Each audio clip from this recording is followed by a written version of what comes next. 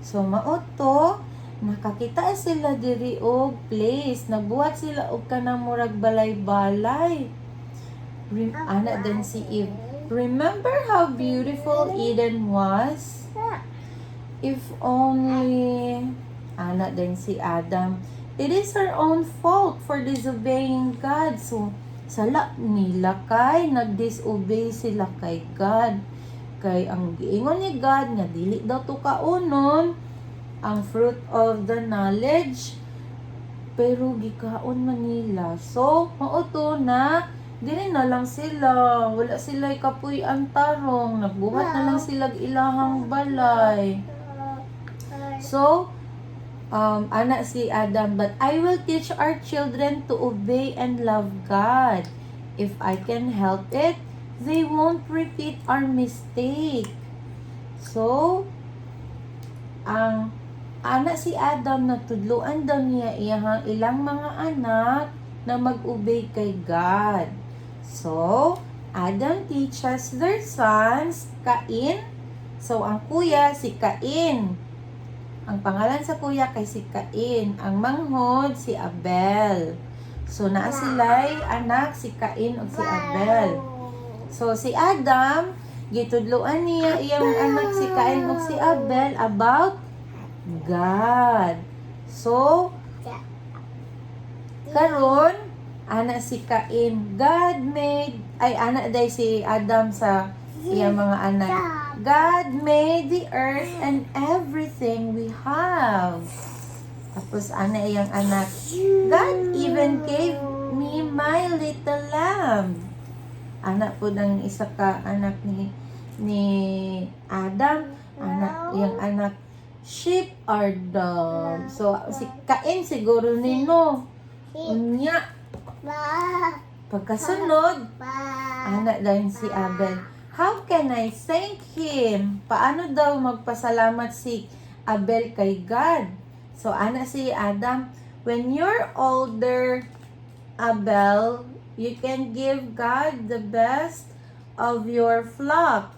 He told us we should make sacrifices to show our thankfulness. So, maghatag di ay maghatag daw sila og kanang sacrifice para kay God, katong pinaka the best dapat ang para kay God.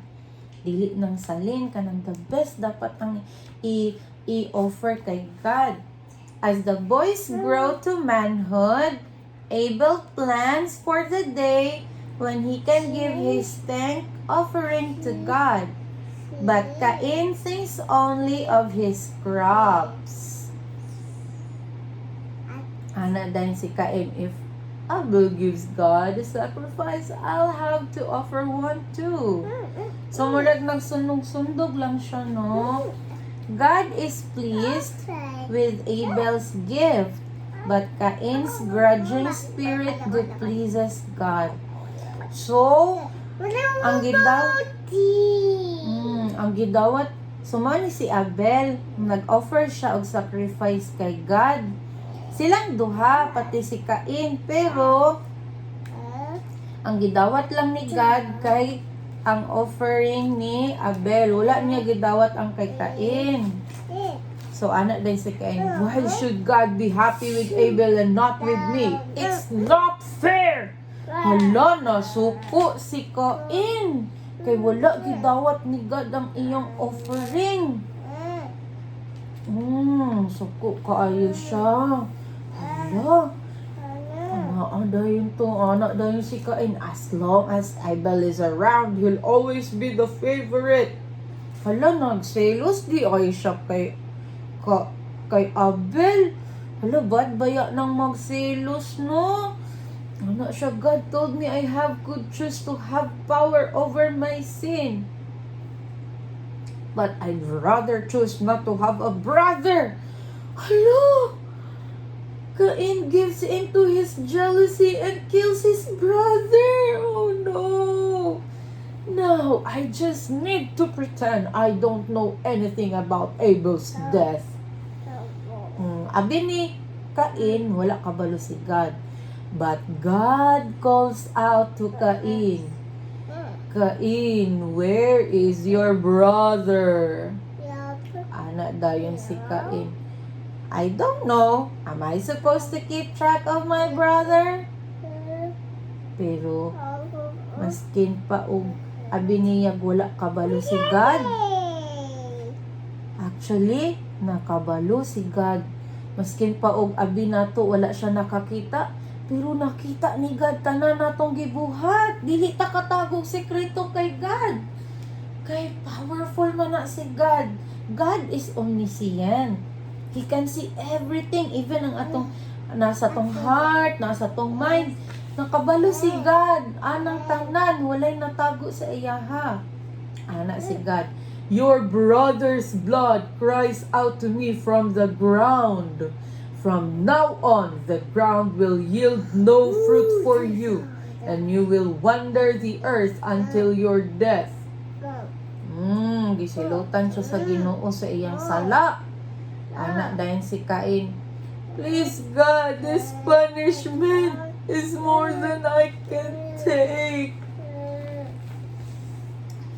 So, God's sentence is carried out. Cain flees to a land called Nod. Eventually, he will get married, start a family, and build the first city, which he will name for his son Enoch. But in the meantime, Adam and Eve are heartbroken over losing both of their sons. So, ana din si Eve, our house is so empty now, Adam. Will we always be alone like this? Ana din si Adam, we brought this tragedy on ourselves. So did Cain, but God has been good to us. Let's ask Him to help us now. In time, God gives Adam and Eve a third son. So ana sila, we'll call him Seth. Oh, there's a baby. So, gipanganlan nila og Seth ang baby. And then Adam said, and we'll teach him to obey God. Ana si Adam, paminasa. And we'll teach him to obey God the way Abel did. Seth learns to obey God. Two of his descendants are Enoch, who walked with God, and Methuselah, who died at the age of 969, the oldest person who ever lived.